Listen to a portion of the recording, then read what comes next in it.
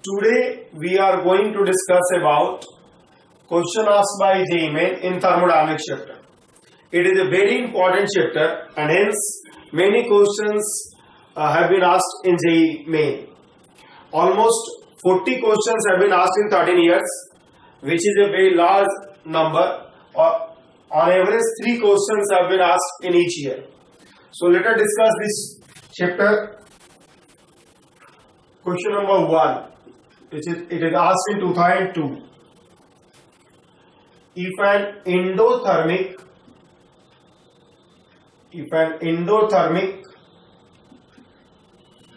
reaction is non-spontaneous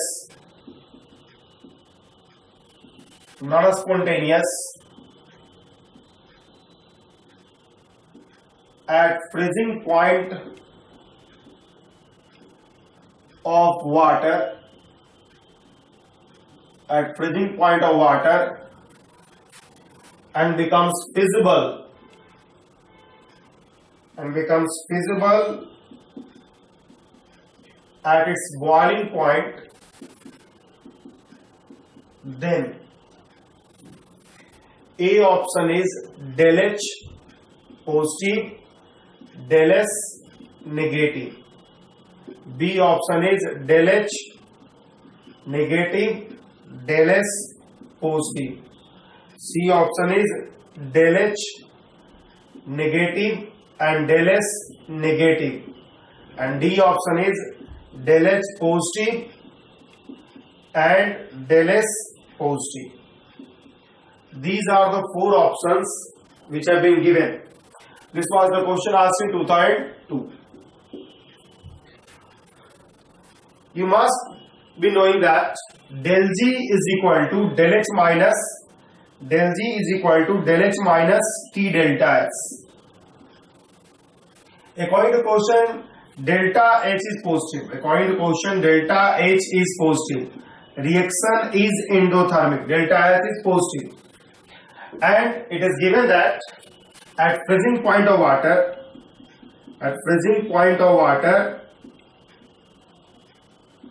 non-spontaneous, and non-spontaneous means del G is positive.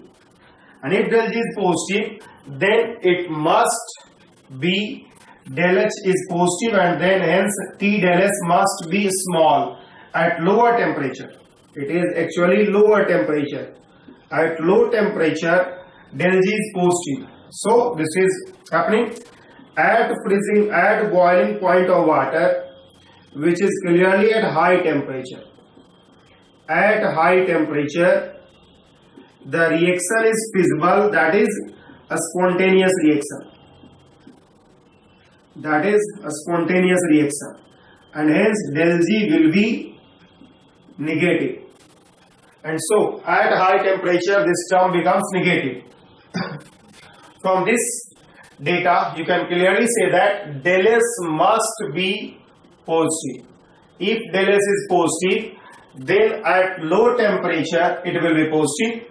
This whole term will be positive, and at high temperature when T del S term will be higher, then it will be negative. So correct option will be del H is positive and del S is positive. Both are positive. This is the correct option, where del H and del S both are positive. This was the question asked on second law of thermodynamics. Del G. Spontaneous process, del G is negative. Non-spontaneous process, del G is positive.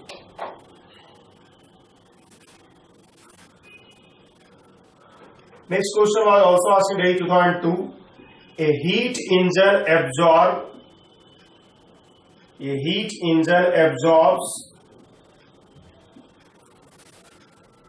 heat Q1 at temperature T1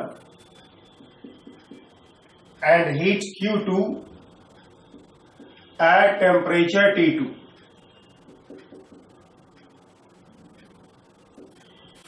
Work done by engine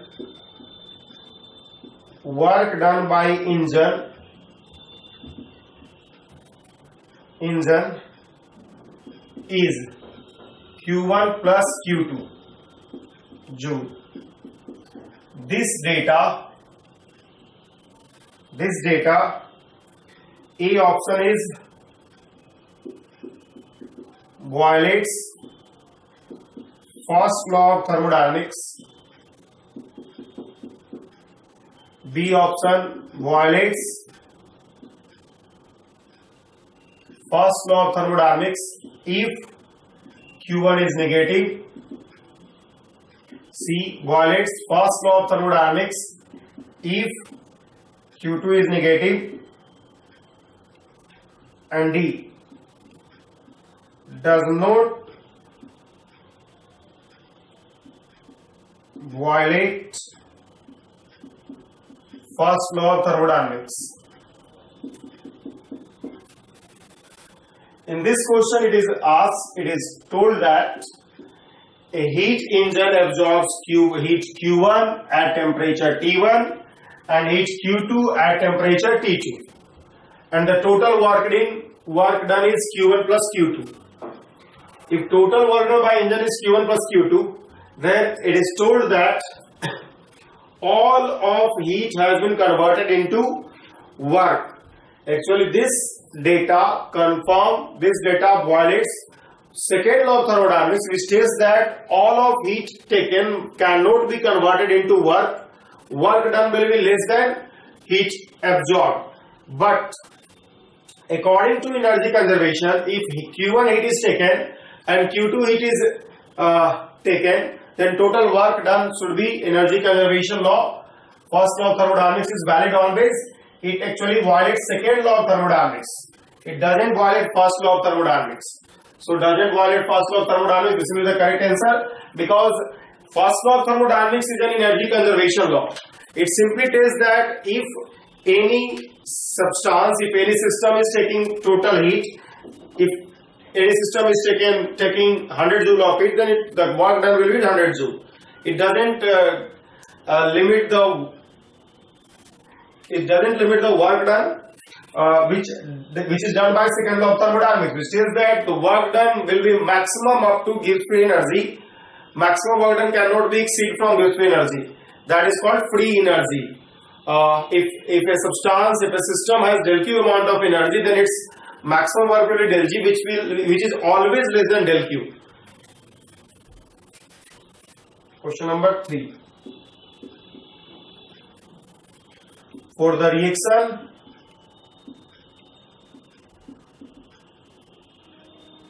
(2C plus O2) gives 2 CO2 gas. Del H is equal to minus 393 joule, and 2 zinc plus O2 gives 2 ZNO. It is also del H is equal to minus 412 joule. A option is carbon can oxidize zinc. B option is oxidation of carbon is not feasible.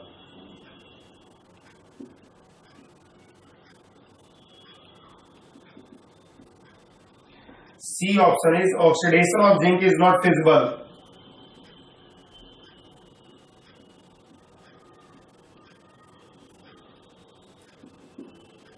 And D option is zinc can oxidize carbon.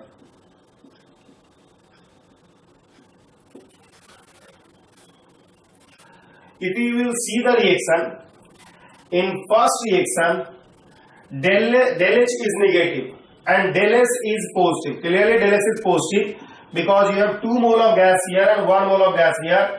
So del S is positive. So del H is negative and del S is positive. So it is always a spontaneous reaction. So carbon can oxidize itself. Oxidation of carbon is feasible. In this case, you can see that del S is negative. Del S is negative because here it is solid and here it is 1 mole of gas. So the del S will be negative because solid is forming from gas. So del S is negative. So it will be a spontaneous at low temperature. A spontaneous at low temperature. If temperature is low, then this process will be a spontaneous. Now let us see the other option.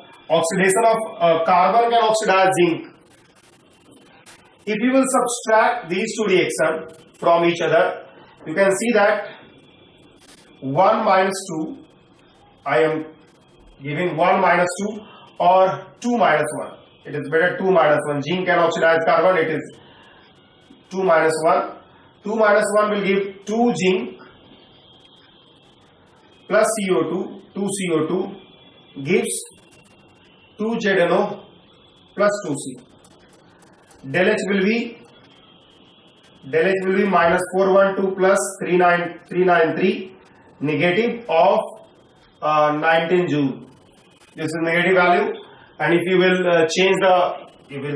take the coefficient common out, then del H will be minus 9.5. Now see the process. Del H is negative, and here 2 mole of gas, and here solid. Del H is positive.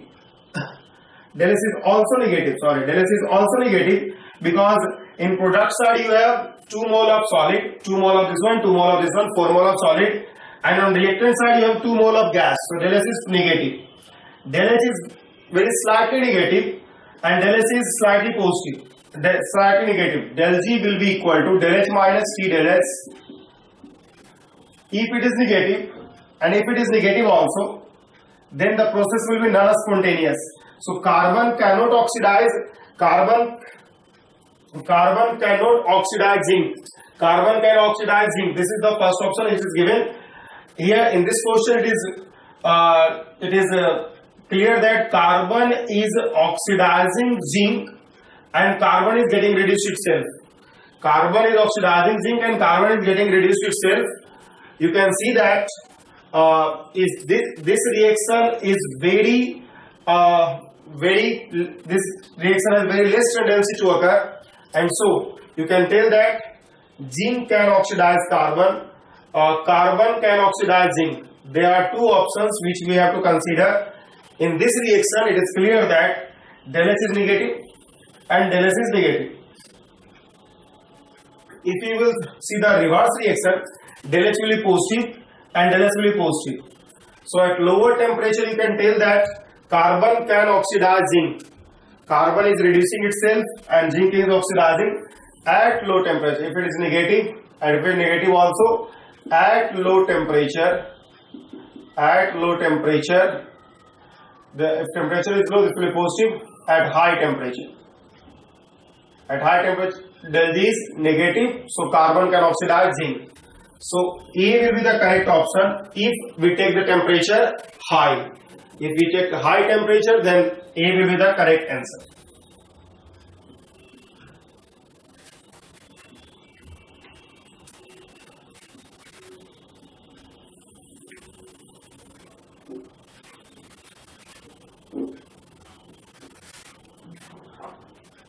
Again, another question was asked in 2002 again.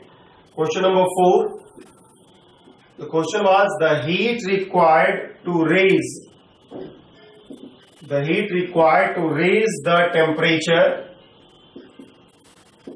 temperature of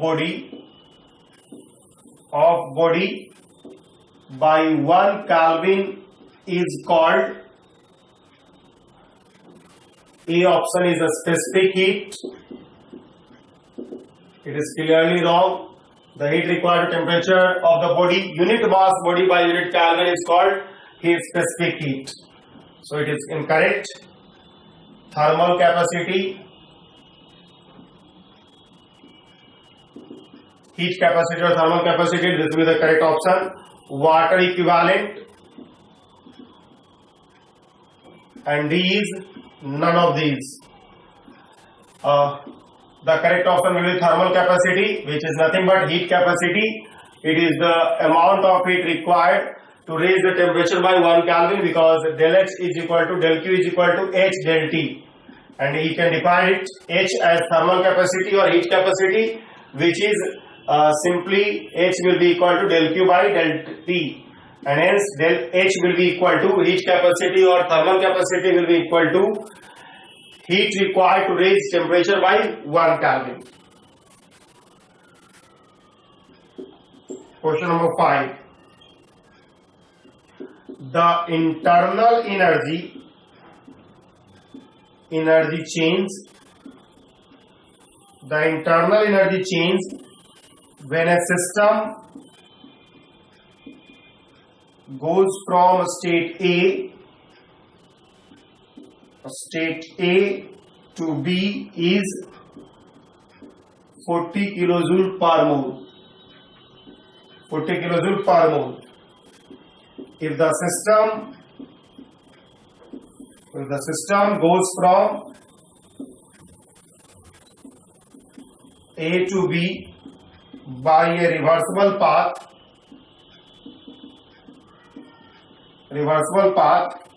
and returns to a state A by an irreversible path,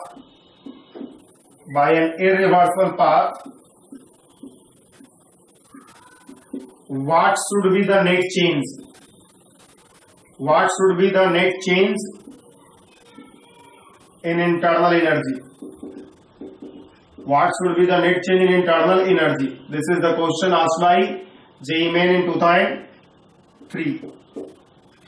The options are greater than 40 kilojoule, option B is less than 40 kilojoule, option C is 0, option D is 40 kilojoule.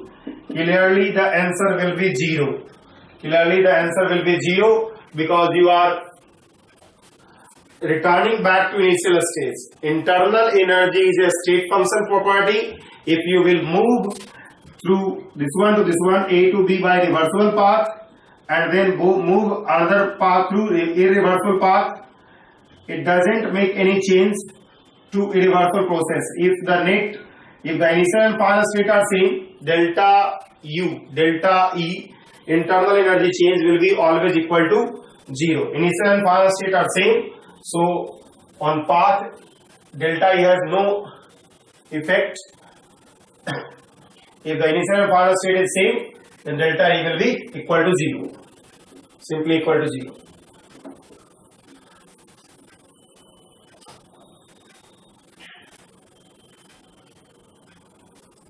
Another question was asked in 2003 again. Question number 6. If at 298 Kelvin, bond energy of CH, CC, C double bond C, and HH bonds are respectively 414, 347, 615 and 435 kilojoule per mole.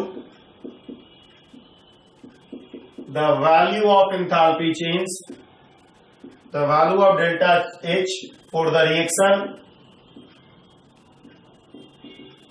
H2C double bond CH2 gas plus H2 gas gives CH3 gas at 298 Kelvin will be. A option is minus 250 kilojoule, B option is plus 125 kilojoule, C option is minus 125 kilojoule, and D option is plus 250 kilojoule. These are the options. This is the question asked by JEE Main AIEEE in 2003. You know that delta H of a reaction is bond energy of reactants minus bond energy of product. This is the formula of delta H if you have to find out delta H of a gaseous reaction without resonance. In this case, no resonance is happening, all the reactants and products are in gaseous state. So we can easily apply 4 into bond energy of CH bond plus 1 into bond energy of CC double bond plus 1 into bond energy of HH bond. These are the bonds present in reactants, and bond present in product are 6 into bond energy of CH bond and 1 into bond energy of CC bond. These are the bonds. So if you will have this one, 2 into bond energy of CH bond plus 1 into bond energy of CC double bond plus 1 into bond energy of HS bond minus 1 into bond energy of CC bond. So if you will keep all the values, you will have 2 into CH bond has 414 plus 1 into 615 plus 1 into 435 minus 1 into 347. If you will multiply all these, you will have 828, 615, 435, you will have 8 and then 4 to 6 and 7, and now you will have 10 and 18. 18 minus 4347, that will equal to 1351, 1531 kilojoule. 1351.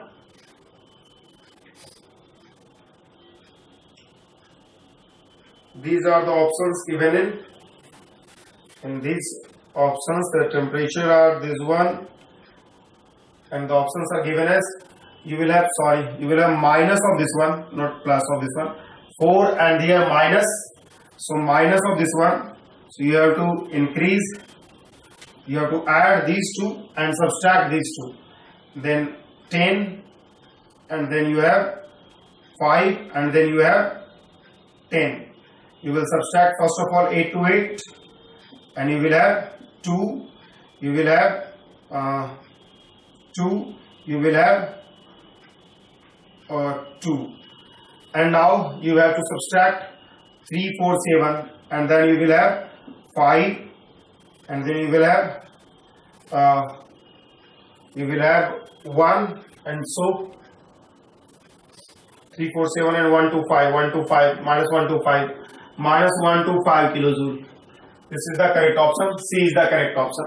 Here only you have to do calculation. You have to first apply the formula of delta H, which is nothing but bond energy of product, reactant mass bond energy of product, and then after you have to just add or multiply. Add, multiply or subtract. This is the way you will proceed to the answer. You will give the answer to this question. Next question is in an irreversible process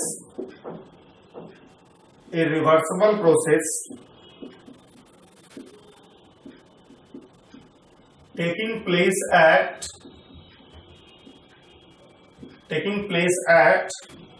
constant temperature T and constant pressure P, and in which only pressure volume work is being done. Only pressure volume work is being done. The change in Gibbs free energy, dG, and change in entropy ds satisfy the criteria.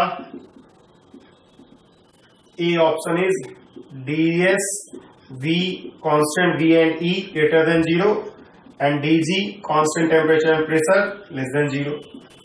B option is ds V and E is equal to 0 and dG T and P is equal to 0.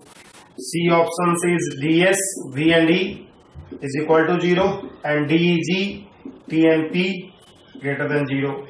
D option is ds V and E less than 0 and dG temperature and pressure less than 0. This was the question asked by JEE Main in 2003. Let us discuss this question.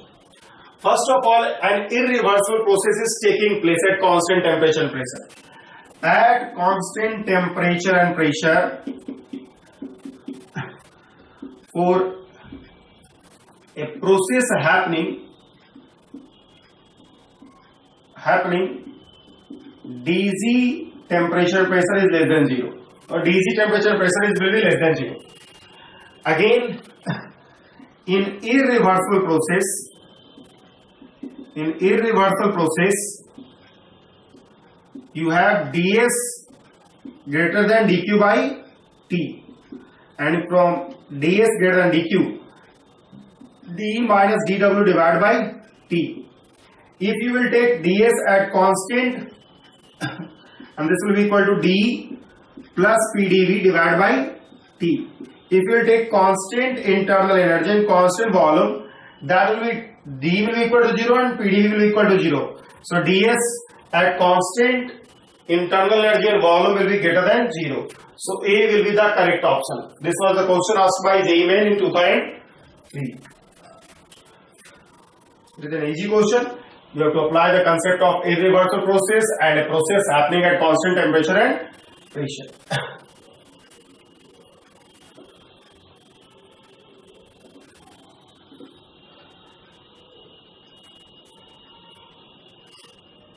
Another question was asked in JEE 2003. Question number 8 was the correct relationship between free energy change in a reaction with its equilibrium constant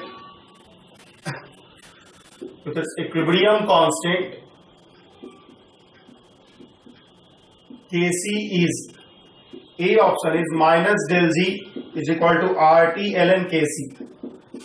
B option is del G naught is equal to RT ln Kc. C option is del G naught with minus sign is equal to RT ln Kc. And D option is del G is equal to RT ln Kc. Clearly the answer will be this one. This was the question asked by JEE Main 2003. You will have del G is equal to del G naught minus RT ln Kc. Most of you are knowing this equation. At equilibrium del G will be equal to 0, and this implies that del G naught will be equal to RT ln Kc. So B will be the correct option. This was the question asked by JEE Main in 2003. Question number 9. The enthalpy change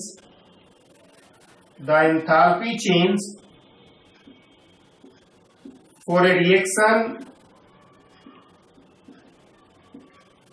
doesn't depend on A option, use of different reactants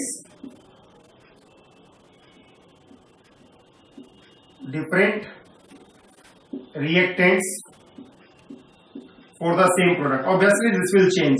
If you will change the reactants, then initial state is changed. You know that in enthalpy, this was the question asked by JEE Main in 2003 again. You know that enthalpy change is a state function property, and if you change the reactant, then the state is going to be changed, and hence enthalpy change will change. The nature of intermediate reaction state,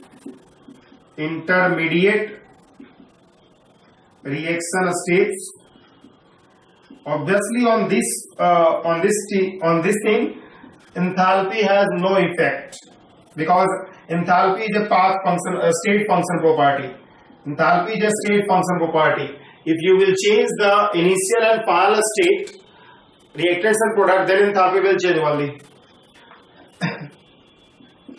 The difference in initial and final temperature, it will also change, because if you are changing the initial and final condition temperature of involved substance.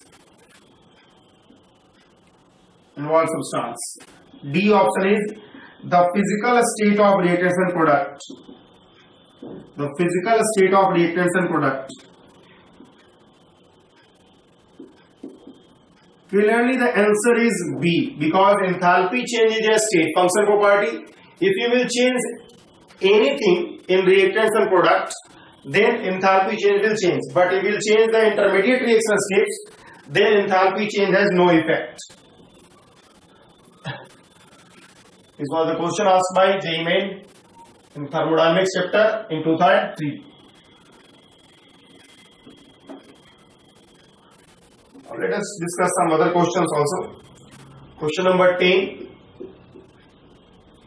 An ideal gas expands in volume from 1 into the power minus 3 to 1 into the power minus 2 meter cube at 300 Kelvin against a constant external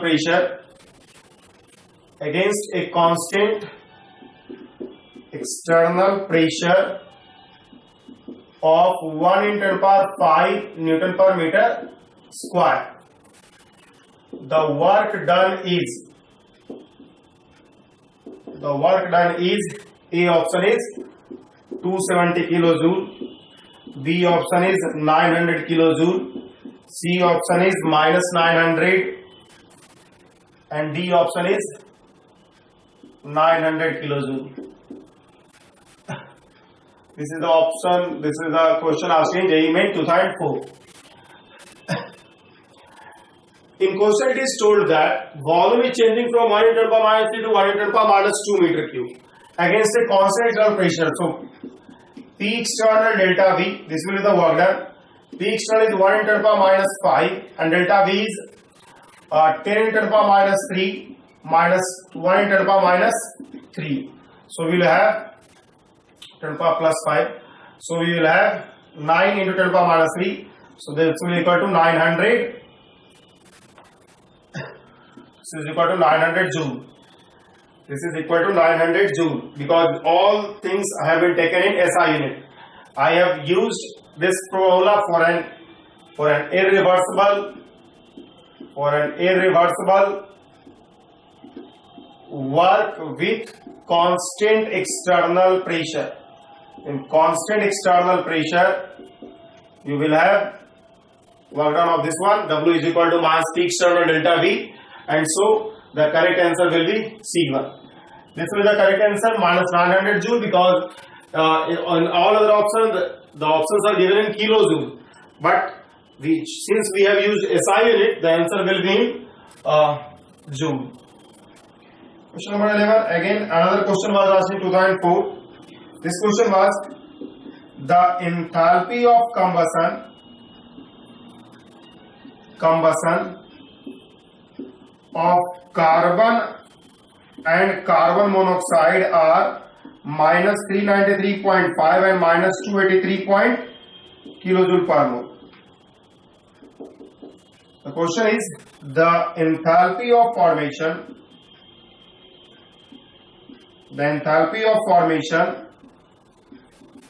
of carbon monoxide per mole is A option is minus 676.5 kilojoule, B option is 676.5 kilojoule, C option is 110.5 kilojoule, and D option is minus 110.5 kilojoule. These are the four options given by JEE Main in 2004.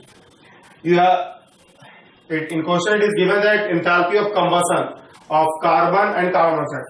So let us write the reaction. Carbon solid combustion with CO2 gas, it is minus 393.5 kilojoule. And if you will form the CO gas to half CO gas, half O2 gas to form CO2 gas, you have delta H of minus 283 kilojoule. If you will subtract this one, you will have carbon solid plus half O2 gas and it will give 1 mole of CO gas. This is the formation reaction of CO and it will give delta H of, you are subtracting this one, so it will become minus, becomes plus 0.5011. This will be the correct option. Delta H will be minus 110.5 kilojoule. So correct option will be D. So these are the questions asked by JEE Main in thermodynamics chapter up to 2004. In next class we will discuss some other problems asked by JEE Main in thermodynamics chapter.